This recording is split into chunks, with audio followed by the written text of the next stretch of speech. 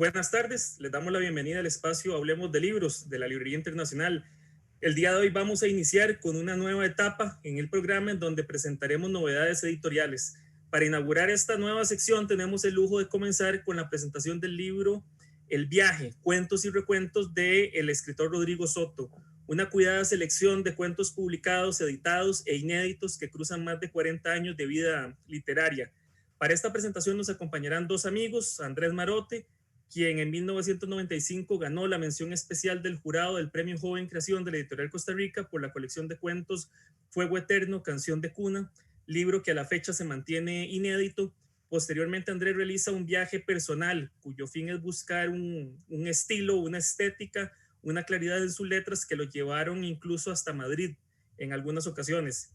Con sus escritos explora los abismos del alma humana, creando personajes cuya realidad se quiebra para dar paso a otra realidad más grande que llevan dentro, para lo cual se vale a menudo de elementos de la fantasía y la mitología que desliza sutilmente bajo los argumentos de sus historias.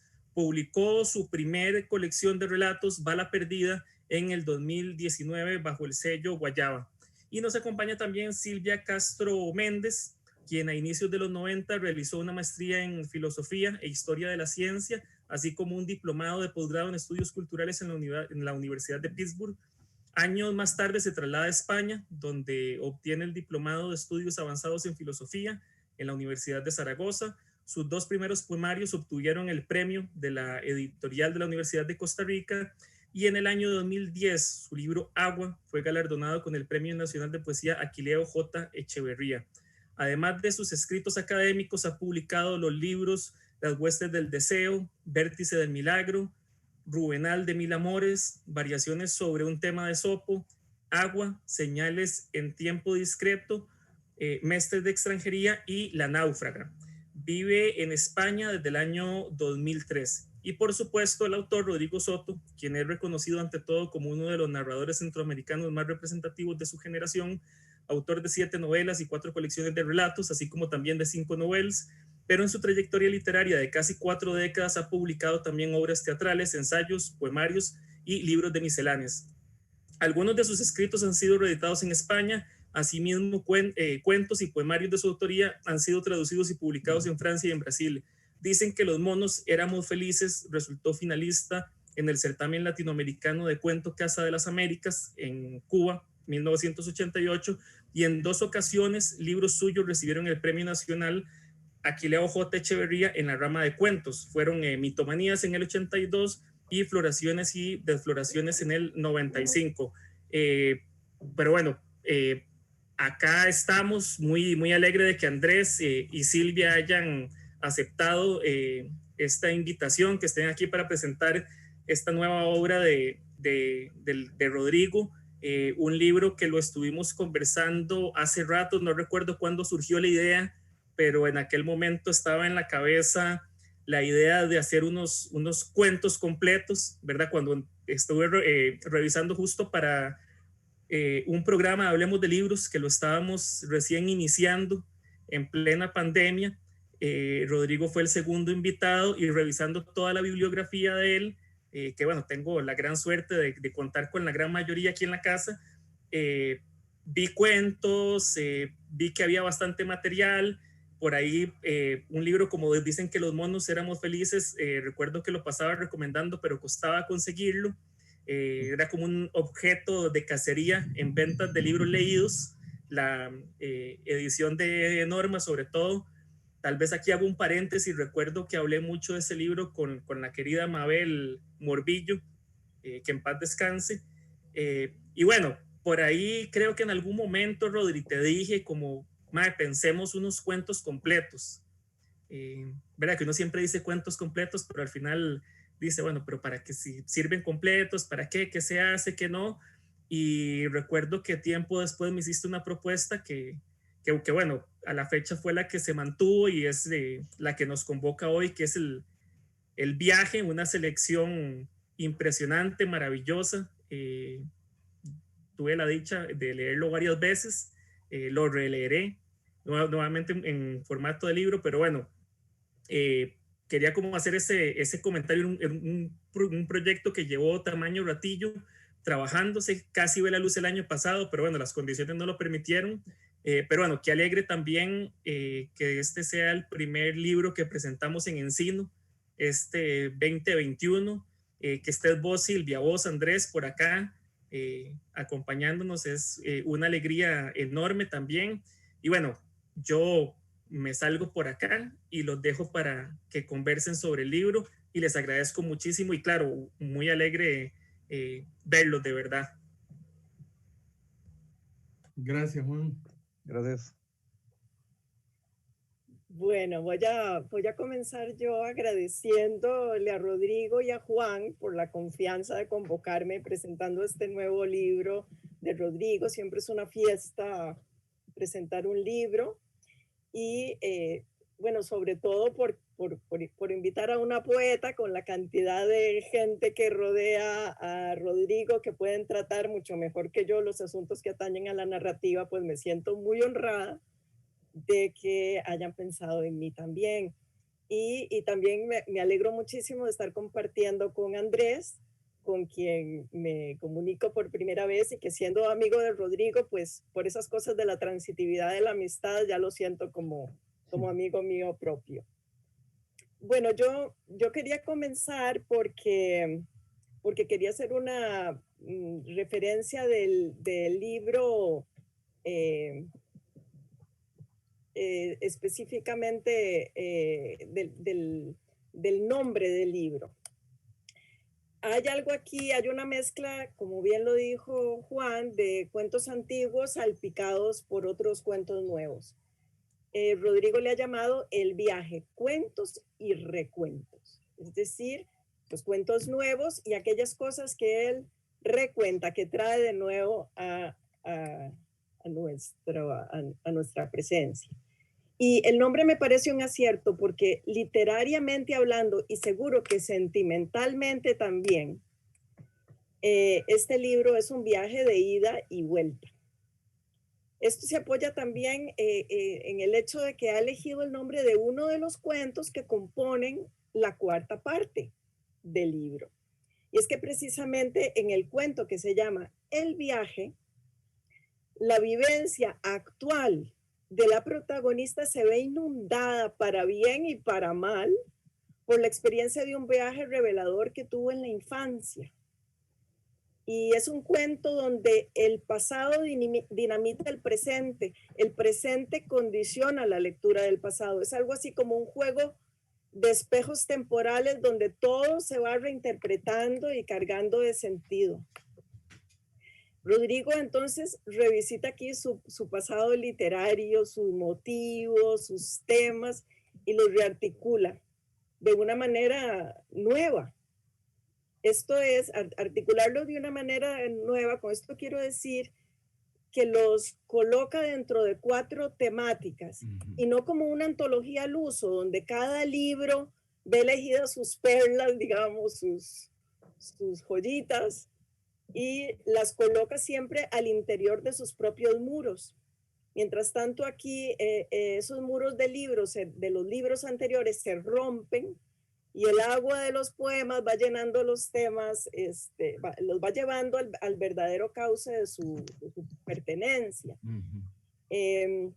Me interesaba mucho mencionar esta estructura, esta relación con ese cuento, y la vivencia de viaje que supone volver a lo antiguo, porque también me parece a mí, yo lamentablemente no estoy ahora en posesión de mis libros, de Rodrigo, porque estoy fuera de mi casa, pero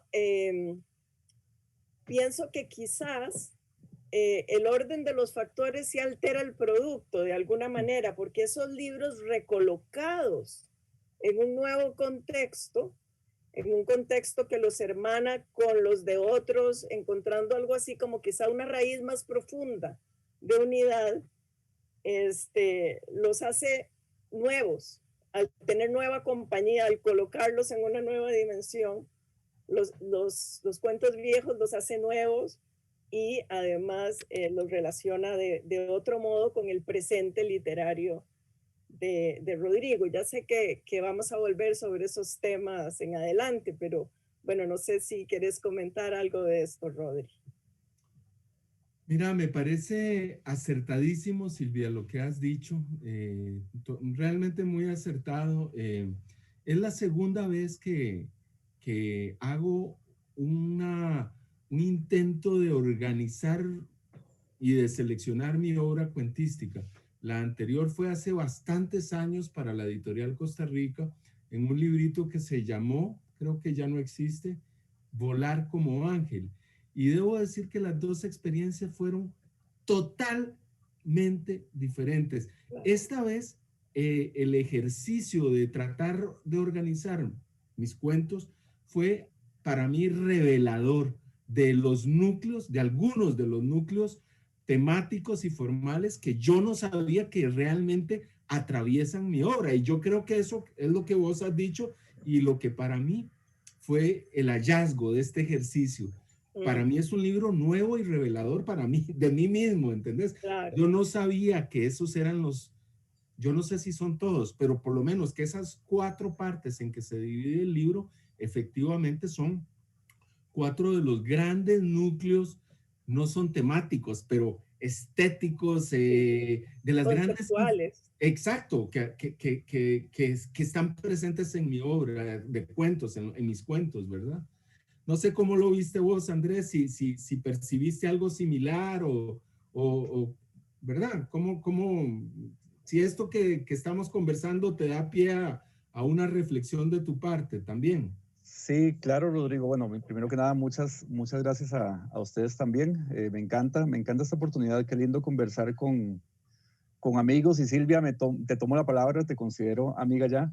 Y conversar entre personas que escribimos, porque es muy bonito. Lo es siempre, conversar con cualquier persona que queremos, pero entre personas que escribimos es tan, bueno, yo siempre me impresiono del proceso de creación, y en este caso el proceso de Rodrigo, de recreación. Yo estoy muy lejos de llegar ahí, a tener oportunidad de agarrar un montón de libros de cuentos y hacer algo nuevo con eso.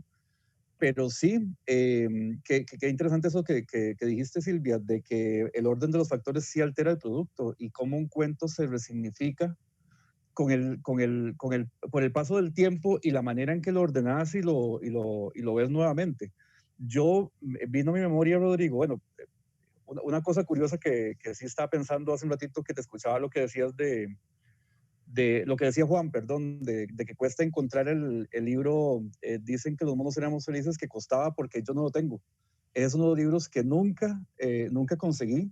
Tengo varios libros de cuentos tuyos, pero para mí leer los cuentos ahora y leerlos en otro orden, incluso para mí me revolvió mucho, Rodrigo, y fue interesante porque no solamente la manera en que veo otros cuentos, sino que nuestra amistad está marcada. Bueno, yo te considero un poco, sos un poco un mentor.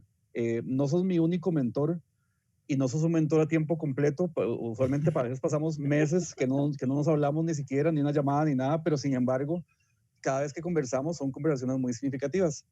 Y yo me di cuenta de que leyendo los cuentos más viejos, después de tantos años de no leerlos, hay algo de nuestra amistad ahí también, porque yo creo que compartimos algunas cosas en la manera de escribir. No somos definitivamente iguales y los temas no son los mismos, pero sí hay una cuestión ahí que yo creo que compartimos.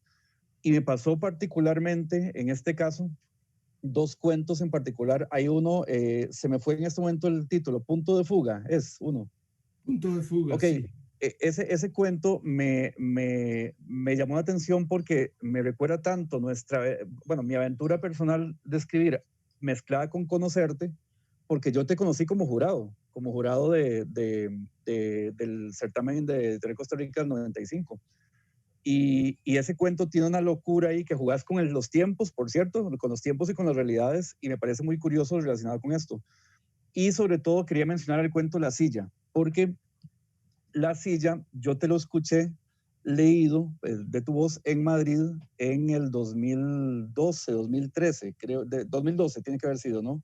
En el 2012 en Madrid, en alguna presentación que tuviste de Otros Reinos, creo que fue el que presentaste ahí. Cierto. Si mal no recuerdo. Y qué distinto, Rodrigo, qué distinto cada vez leerte un cuento como La Silla, que es un cuento que tiene tanta personalidad, que tiene cierta tenebrosidad, ¿verdad? Porque es un cuento, se puede catalogar como un cuento de fantasmas, yo creo, aunque es mucho más cosas que eso y al mismo tiempo te deja la puerta abierta de si es un cuento de fantasmas o no, me parece a mí. Pero qué diferente leerlo por primera vez, escuchártelo luego en el 2012 y leerlo ahora. En estos días lo leí, ese cuento en particular de los últimos que leí, y qué distintas texturas. Incluso creo, no sé Silvia, si te pasa igual, eh, hay una resignificación de cada cuento en la manera en que lo ordenás, pero también hay una resignificación del lector. Me doy cuenta que el Andrés Marote que está leyendo a Rodrigo Soto no es el mismo que te conoció en el 95, no es el mismo que te leyó en otros momentos. Todo cambia, ¿no? Hay una relatividad, bueno, hay también un viaje de ida y vuelta ahí, de cómo el cuento viajó, la silla viajó a mí, volvió a vos, viajó a mí, viajó a Silvia y todo esto, y el cuento va agarrando texturas que están hechas de cada persona que lo leímos y de vos que lo escribiste, que lo volvés a leer, vos como lector también para retomarlo. Y me encantó, Silvia, que dijeras, la noté incluso porque me gustó mucho, el orden de los factores sí afecta al producto, claro, es otro viaje. Y los libros anteriores fueron viajes ya, pero es otro viaje y me encantan las nuevas texturas que le encuentro. Me gusta muchísimo, muchísimo. Y la dinámica, el movimiento que se da detrás de escribir y de publicar y de volver a publicar. Y bueno, como dijiste en su título, de contar y recontar. Sí, ese ejercicio de leerse, la verdad es que es sumamente interesante, ¿verdad? Sobre todo, quiero decir, para quienes llevamos décadas y décadas, ¿verdad? Dando lata con escritos, ¿verdad? De pronto poner todo eso por delante y decir, bueno, ¿qué es lo que hay aquí, verdad? ¿Qué es lo que hay aquí y cómo lo presento? Según mi entendimiento, como dice Andrés, nosotros los de entonces ya no somos los mismos. Nosotros los de entonces ya no somos los mismos y por lo tanto nuestra mirada sobre eso que está ahí es otra, ¿verdad? Es un ejercicio francamente interesante, sí. Bueno, yo quería también hacerte digamos que yo me he dado un poco a la tarea de ver el conjunto de los temas. Es que me han parecido buenísimo la elección de los títulos que, que les has puesto porque me parece que los resignifican también bastante bien estos cuentos. Vamos a ver, en la primera parte, el del Carnaval de los Días, yo siento que hay como unos tránsitos de los personajes a una cierta marginalidad, como por transgresión, por violencia, por exclusión, por autoexclusión, por anticonvención, no sé, en diversos grados. Y esos tránsitos están acompañados en la mayoría de los casos por un cierto desplazamiento o ¿cómo decirlo?, un enmascaramiento de la identidad. La identidad se ve voluntaria o circunstancialmente transformada. Y entonces hablar del Carnaval de los Días es también bastante justo con respecto a lo que allá acontece, porque me parece que los personajes se encuentran en posesión de una máscara, ejercitan sus papeles que que les han asignado, que han aceptado activa, rebelde, resignado paradójicamente, no sé, pero quiero decir, hay algo así en ese carnaval, en esa variedad de personajes que aparecen ahí, muchos de ellos bajo una cierta máscara. Eso me ha parecido muy interesante de la primera parte también y cómo han coincidido todos de todas partes. No sé si ese fue el nudo que te llevó a ese primer capítulo, digamos. Fíjate que no, Silvia, fíjate que me parece muy revelador y creo que perfectamente admite esta interpretación que vos haces. Pero para mí lo característico de ese primer grupo de cuentos agrupados en el Carnaval de los Días es el tono paródico, digamos. Es la parodia y digamos claramente en una función de crítica social, digamos, ¿verdad? En un sentido amplio. Eh, eh, yo me doy cuenta de que efectivamente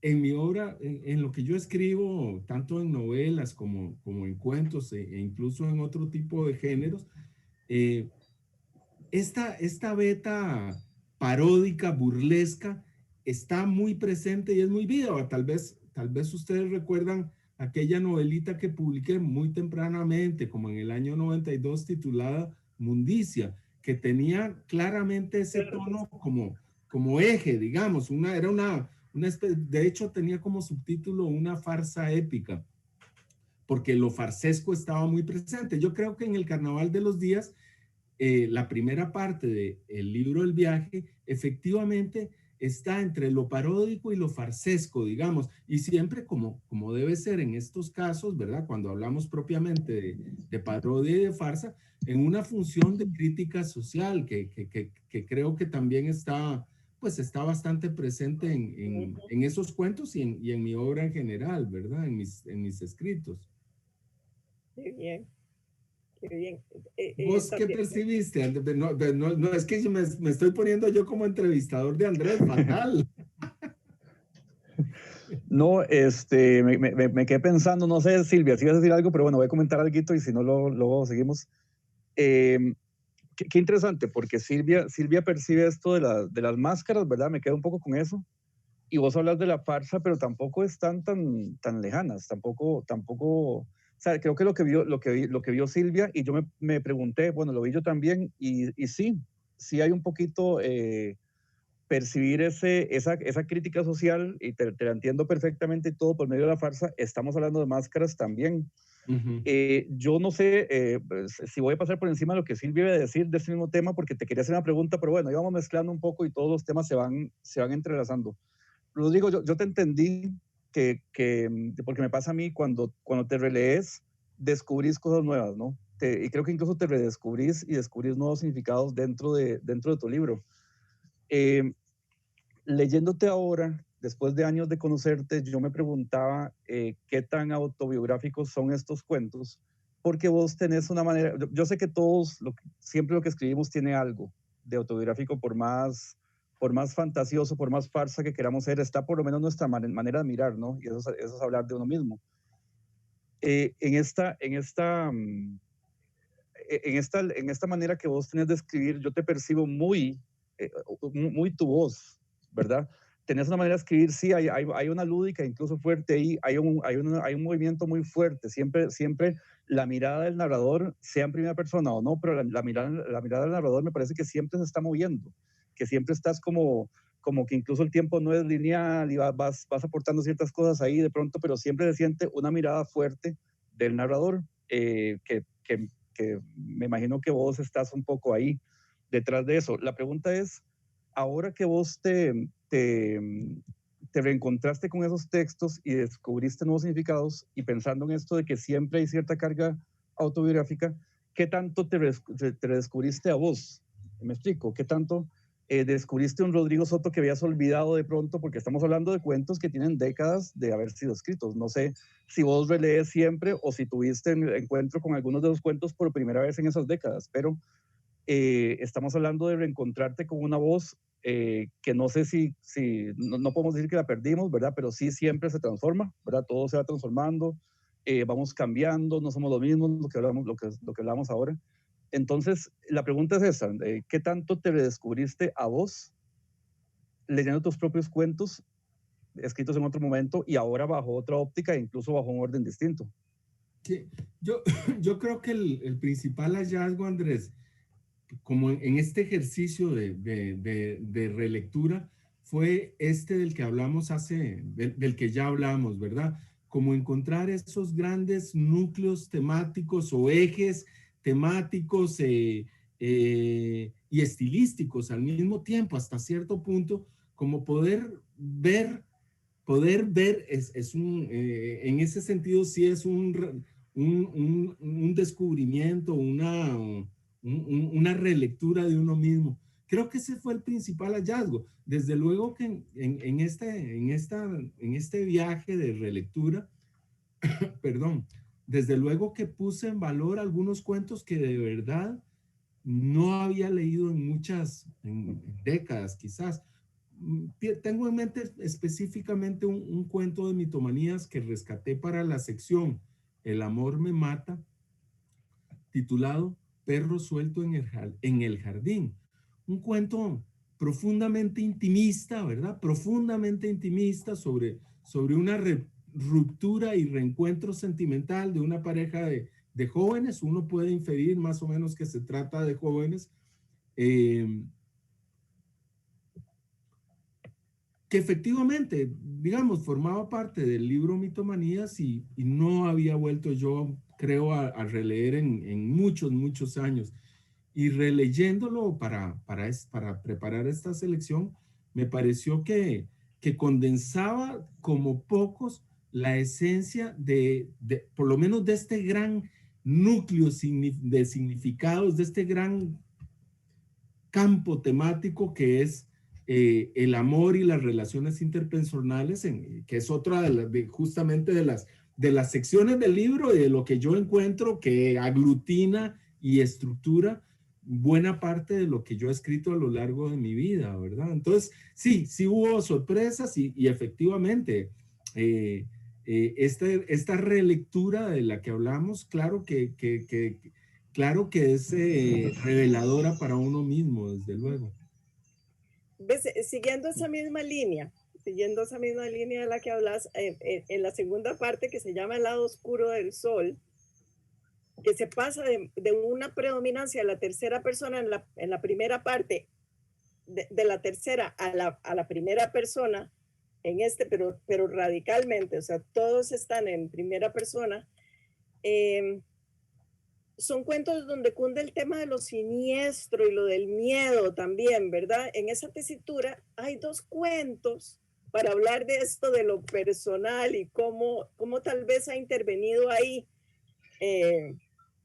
Hay dos cuentos que me han parecido a mí muy llamativos y son los que hacen alusión a la infancia.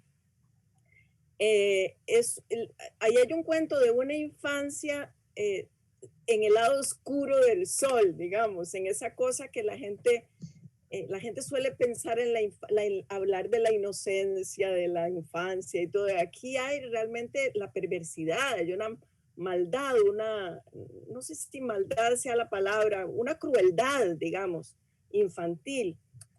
Está el libro que proviene, me parece que Dicen que los monos éramos felices, y hay otro que se llama Gatitos, que me parece que es nuevo.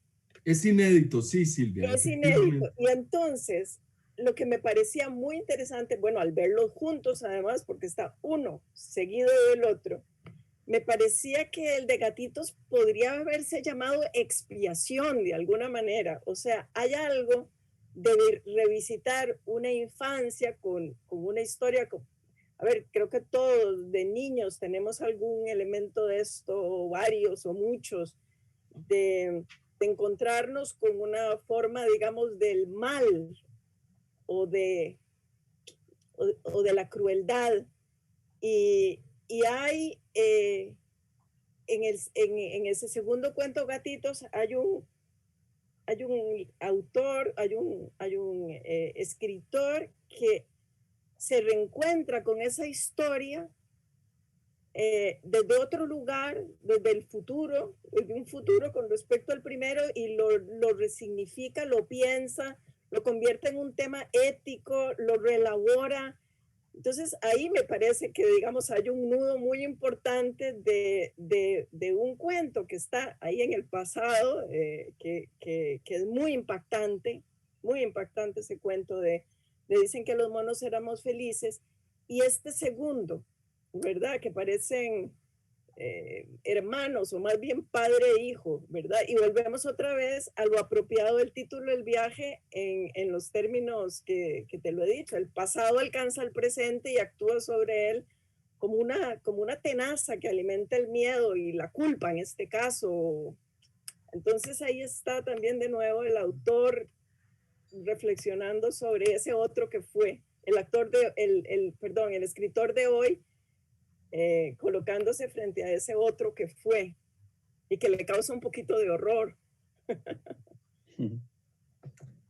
Definitivamente, así es. Yo creo que es el único caso en donde en donde dos cuentos dialogan así por eso me gustó la idea de ponerlos contiguos, ¿verdad? Vecinos, Sí, porque claramente Gatitos, escrito tal vez 25 años después de Memorias de un viaje a la muerte, que se llama el cuento de Dicen que exacto. los monos éramos felices, del que habla Silvia. Ese cuento, desde luego, está en estrecha relación y en continuidad directa dice, en Memorias de un viaje a la muerte. Y sin embargo, fue escrito, sí, 25 o más años después, pero sí, retomando una experiencia infantil, efectivamente. Así es que esas son las delicias que nos permite la escritura, ¿verdad? Poder trabajar también sobre nuestra propia vida o contenidos vitales o con experiencias, ¿verdad? Y seguir elaborándolas a través de la escritura, como es en este caso, creo yo, de eso se trata también escribir, ¿verdad? También se trata de, de revisitarnos a nosotros mismos a través de la escritura para resignificarnos. Claro, claro. Sí. Y son muy personales los dos, o sea que está ahí eso mismo que mencionaba Andrés, ¿verdad? De cuánto hay ahí de esa primera persona, no solo en la forma, sino también en el fondo. Sí, sí, yo percibo en tus cuentos, Rodrigo, de hecho, mi percepción es que todos son muy personales, que todos tus cuentos te siento tan a vos, ¿verdad? No sé si te pasa, Silvia, te siento tan a vos presente, tu voz ahí, lo cual me lleva, bueno, quería hacerte dos preguntas, de hecho, voy a hacer las dos de una vez. En esta literatura tan personal que vos haces, yo creo que los autores nos hacemos preguntas, ¿no? Que cuando estamos escribiendo estamos preguntándonos cosas. Te quería preguntar si te encontraste en esta revisión de tu obra preguntas que aún no te has respondido, o que ya no te preguntarías eso, que incluso si te encontrás, si estás de acuerdo con todo lo que escribiste en otra época, o ya ha cambiado alguna percepción tuya de esos temas, incluso existenciales, que nos preguntamos. Y otra pregunta mucho más sencilla, pero ahora escuchando a Silvia se me ocurrió preguntármelo, que si entre esos cuentos inéditos hay algunos que son de hace tiempo, pero que por alguna razón dejaste en el cajón, y porque entiendo el sentimiento, ¿no? Cuentos que uno deja porque uno dice, no, esto no, y de pronto valoraste, o si todos los inéditos son nuevos, son de escritura reciente. Qué lindas preguntas. Primero que nada, como de lo que decís, Andrés, destacar como ese encuadre inicial de que a través de la escritura nos hacemos preguntas o pretendemos darle respuesta a preguntas que nos hacemos, ¿verdad? Me gusta mucho como perspectiva, como encuadre de la escritura. Efectivamente, así lo entiendo y lo vivo yo, ¿verdad? Uno muchas veces escribe no para decir lo que sabe, sino para buscar lo que no sabe, ¿verdad? Es una forma de preguntarse, es una forma de pensar, es una forma de relacionarse con el mundo y de imaginarlo. Yo te diría que me reconozco en todas las inquietudes que están presentes en ese libro, me sigo reconociendo ahí. Es verdad que quizás en una etapa más madura, más reciente, hayan surgido algunas preguntas e inquietudes que tal vez no están totalmente reflejadas ahí, pero no diría que hay algo de lo que está ahí o preguntas o inquietudes que están ahí en las que no me reconozca. Creo que son preguntas que nos acompañan durante todo el viaje para seguir haciendo uso del título del libro. Y en ese sentido, supongo que me acompañarán dentro de lo que me quede también de vida. En cuanto a lo segundo, Andrés, fíjate que sí hay por lo menos bueno, hay un texto, el último texto en la edición que finalmente Juan Hernández, el editor, propuso del libro, hay un pequeño cambio en relación a la versión que ustedes leyeron. El último texto del libro, como fue impreso y está disponible, es un texto que yo no diría exactamente que sea un cuento, porque soy bastante purista en lo que puede y debe llamarse cuento y en lo que no. Pero bueno, ¿qué es ese texto titulado Rosanía y los Gónzolos? Este es el texto final del libro, en la versión de como fue impresa. Y ese texto es un texto que viene más o menos de la época en la que escribí la novela de la que ya hablamos, Mundicia, o sea, de los años 80. O sea, que lleva unos 30 años o más inédito, simplemente porque no encontraba yo dónde. No encontraba dónde. Es un texto tan particular desde mi punto de vista, tan singular, que era difícil encontrarle compañía. Me parece que aquí encontró finalmente un contexto, texto y contexto, ¿verdad? Un contexto en el cual, pues, como que tiene sentido, encuentra sentido. Por lo menos esa es mi esperanza, porque es un texto, insisto, a mi juicio potente, interesante, pero que fuera de contexto, no, ¿verdad?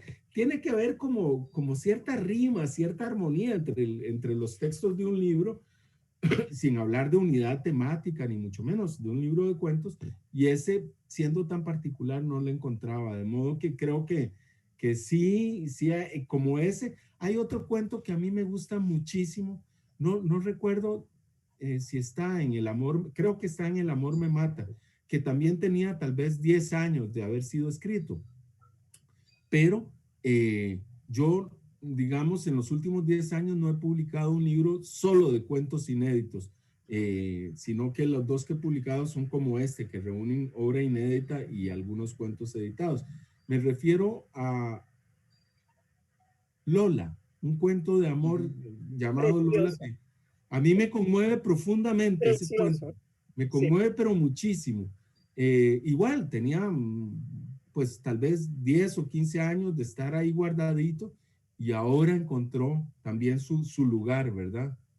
En esta sección porque vamos repasando las secciones poco a poco, en esta sección de El amor me mata, que no sé si es la segunda o la tercera, pero que es otro de los grandes pues núcleos temáticos, ejes, que yo encontré para organizar mis cuentos, ¿verdad? Yo tengo dos preguntas, ya que estamos en El amor me mata, antes de apuntar algo sobre la última parte, que me parece muy interesante también.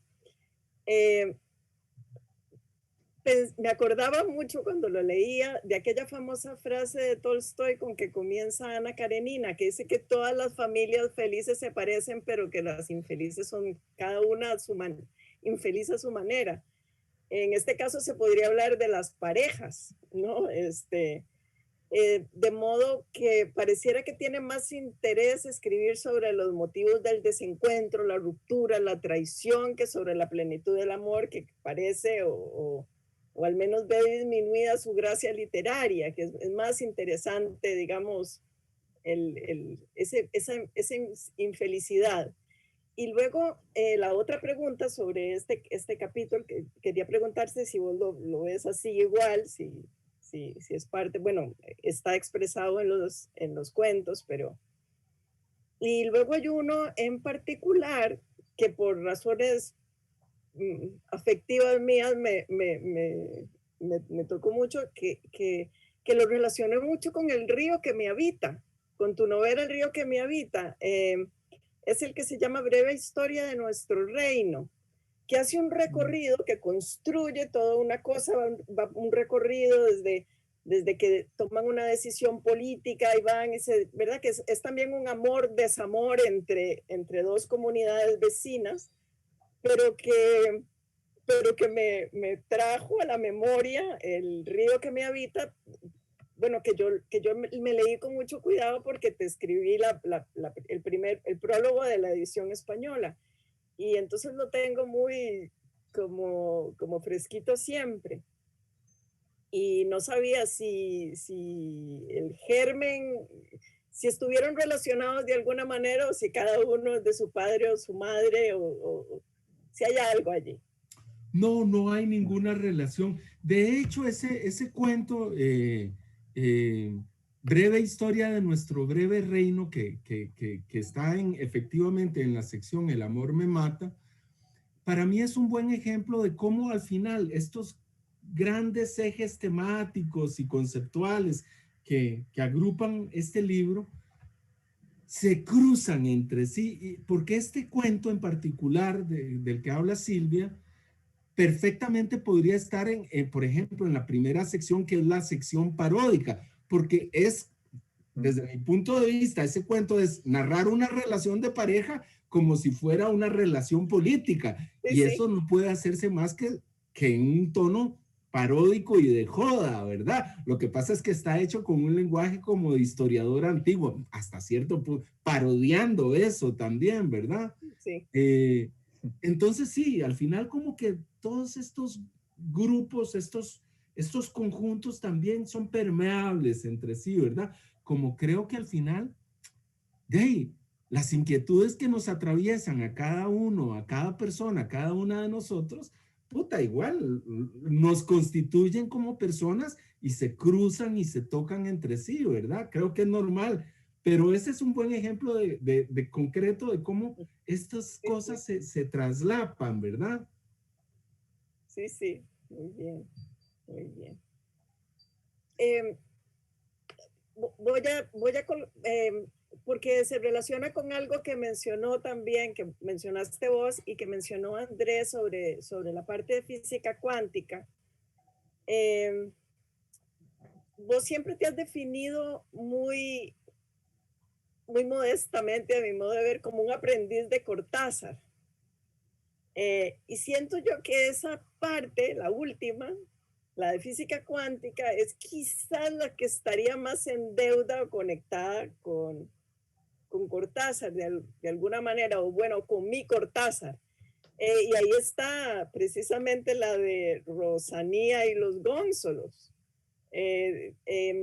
Está metida ahí, pero también la otra cosa que acontece ahí, que me parece muy bonito, y que cierra muy bien, porque desde mi lectura que te decía, el desplazamiento esa de las identidades que hay en la primera parte y aquí en la última, no es de la identidad, sino es la realidad.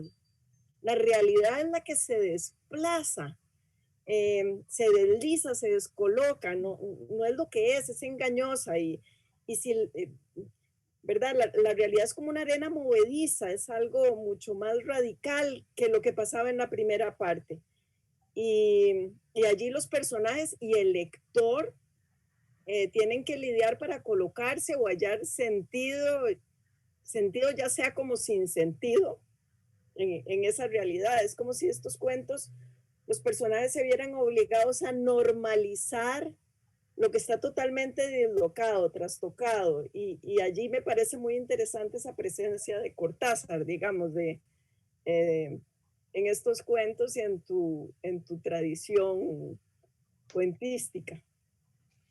Sí, Cortázar, bueno, gran maestro del cuento y desde luego es una presencia tutelar para mí a lo largo de, de toda mi vida, ¿verdad? Y sobre todo en las etapas iniciales. Yo creo que esta inclinación por lo fantástico permanece, pero ha ido mutando y evolucionando hacia otras formas, diría yo, hacia otras formas expresivas, hacia otras vertientes de lo fantástico. A mi juicio, lo que caracteriza o definiría esa última parte, física cuántica, sí tiene que ver con lo fantástico, pero yo lo definiría más como lo paradojal, ¿verdad? La realidad como una paradoja en donde todo, como muy bien dice Silvia, puede cambiar y cambia y nada es estable, nada es fijo. Y lo que hoy es A, mañana es B. Y ese es el mundo y la realidad que habitamos y que también nuevamente nos constituye y nos hace, ¿verdad? De la que somos parte. Creo que sí, entre lo fantástico y lo paradojal es como esta otra gran conglomerado, digamos, aglutinante del que yo encontré en los cuentos, pero no sé si lo paradojal lo define bien. ahí hay uno que inclusive usa muchísimo el subjuntivo, si hubiera pasado esto y si hubiera y lo recoloca, pero si aquella hubiera hecho esto y entonces no sabemos quién está vivo y quién está muerto porque es muy, muy interesante como Sí, vas ese es colocando al el, lector también ahí. exacto, ese que te mencionaba, el punto de fuga, a mí me llamó mucho la atención por eso. Y creo que ahora que salió al tema Cortázar como influencia, creo que fuerte en vos, porque se siente mucho ese juego que Cortázar hacía con la realidad, que vos lo haces ahí, de una manera claramente muy tuya, pero siempre pensando en esto de las influencias y que siempre inevitablemente las influencias se van a notar. Y no es algo vergonzoso ni negativo ni nada, sino todo lo contrario. Más bien, los Menos escritores en el son caso de Cortázar. menos todavía, pero siempre somos, incluso por más que uno pensara que cierta influencia vamos a esconderla, realmente todo lo que desde nuestra infancia nos marcó se convierte en un caldo de cultivo para lo que escribimos. Y realmente, Rodrigo, no sé si me equivoco, bueno, en realidad es una impresión tal cual, pero yo percibo mucho la presencia de Cortázar en todos los cuentos, por lo menos. Tal vez en la novela, creo que también, pero tal vez tenías otras influencias ahí más fuertes, pero sí, aún cuando no tocas lo fantástico, creo que eso que vos hablas como realidad, como paradoja, sí lo tenías por ahí en todo sitio. Creo que leyendo ahora pero haciendo memoria de tus cuentos, de tus libros completos de cuentos, siempre está esa influencia de Cortázar más allá de lo fantástico, porque Cortázar tenía un montón de cosas más allá de su relación con lo fantástico que tal vez me gusta reconocerlas, porque para mí también es una influencia primaria, es una influencia muy, muy fuerte.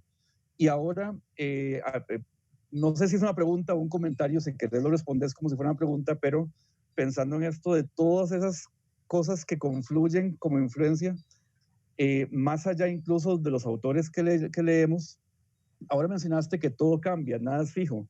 Y en nuestras conversaciones, casualmente en Madrid, conversando de cosas que no solemos conversar porque no tenemos una creencia espiritual que nos una, vos y yo, o una creencia religiosa que nos una. Sin embargo, nos dimos cuenta que confluíamos en temas como el I Ching, que nos parece muy interesante. Y ahora mencionas eso de todo cambia, nada es fijo, que es algo sustancial del I Ching. Entonces, no sé si algo como eso se convierte también en una influencia para vos en escribir, porque me encanta, yo creo, comparto totalmente eso de que todo está continuamente cambiando. Y eso me encanta de tus cuentos, que vos vas leyendo, lo vamos leyendo, Silvia, me imagino que te pasa, lo vamos leyendo, y el cuento comienza y te va a llevar por una línea que yo no considero línea recta, que te va metiendo por aquí, te va metiendo por acá, te devuelve, pero no te devuelve en el tiempo necesariamente, pero te devuelve a ir armando las cosas que nos estás contando y te está haciendo un viaje interior también cada cuento.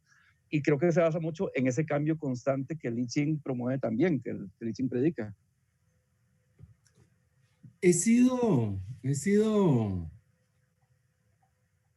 He frecuentado el I Ching durante muchas décadas y sé que hay gente que incluso, digamos, puede servirse del juego de imágenes y de lo aleatorio implícito en el I Ching, incluso para componer sus obras poéticas o narrativas. En mi caso, creo que esta visión, esta influencia de la filosofía taoísta en sentido amplio del I Ching, si es que puede decirse que haya alguna influencia, es implícita, ¿verdad? Está como en la visión de mundo. Sin embargo, hay algunos cuentos incluidos en este libro que sí han surgido de una, digamos, incluso de ejercicios de escritura, en donde lo aleatorio es el componente principal, digamos, es digamos que no han surgido, por decirlo así, de la inspiración o de imágenes, sino que surgen de sentarse a escribir con base en un método, digamos, en donde que gira alrededor de lo aleatorio. Ese es el caso, por ejemplo, de un cuento que está en la sección El lado oscuro del sol, que es un cuento sobre la tortura, sobre una experiencia de tortura política, digamos, y algunos más que también vienen de un programa, digamos, de un método de creación que yo he explorado. Esto sí que en años más recientes he tratado de explorar sistemáticamente algunos métodos creativos, y bueno, en algunos casos con resultados que me parecen dignos de compartirse, como algunos de los cuentos que se incluyen acá en este libro. Entonces, no sé si hasta qué punto elichíen, Andrés, pero ciertamente algunas de los principios inherentes a esa visión de mundo, creo que sí están muy presentes en mí y por lo tanto en lo que escribo. Esa es la esperanza, al menos. Esa es la fe.